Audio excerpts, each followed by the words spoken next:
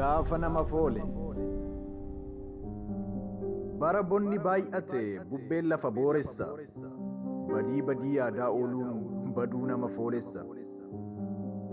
Hiixachiisee harka gaafa namaaf tolu mimmiixachiisa ka gaafa nama foolu. Abjuu bara beelaatu buddeena baraaya. Jaartii du'aaf kaatetu nama du'e lakkaaya. Muka gaagura baatutti harree hiiqachiisa. Qeerrensa qirqirsuudhaaf kuruphee hiixachiisa. Funyaan adurree ulatti hantuunni boollaa baatee haatee haaduu baastika lubbuun du'aaf kaate. Kan dhiiticha foolesse duuba gaangee oofa. Kan salphisuudhaaf baase mana soddaatti dhuufa. Dhagaa gubbaa taa'anii dhagaatti dhaadachuun bokkaa keessa deemaa bakakkaa hamachuun. Caba ofii dhiisanii meeluu namaa karkarsuun citaa baatanii deemaa kan abiddaan fiigu arrabsuun. Tuttuqanii kaasnaan tuqamuun waan hin oolle hirraan nama marmaara dura gaafa nama foole.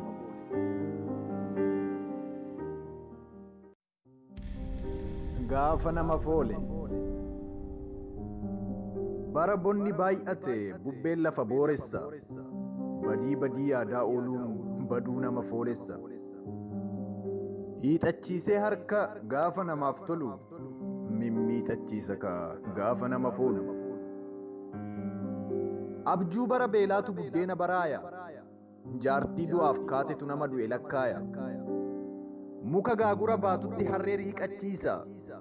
Qeerrensa qirqirsuudhaaf kuruphee hiixachiisa. Funyaan adurree ulatti hantuunni boollaa baatee haatee haaduu baastika lubbuun du'aaf kaate. Kan dhiiticha foolesse duuba gaangee oofa. Kan salphisuudhaaf baase mana soddaatti dhuufa. Dhagaa gubbaa taa'anii dhagaatti dhaadachuun bokkaa keessa deemaa bakakkaa hamachuun. Caba ofii dhiisanii meeluu namaa karkarsuun citaa baatanii deemaa kan abiddaan fiigu arrabsuun. Tuttuqanii kaasnaan tuqamuun waan hin oolle hirraan nama marmaara dura gaafa nama foole.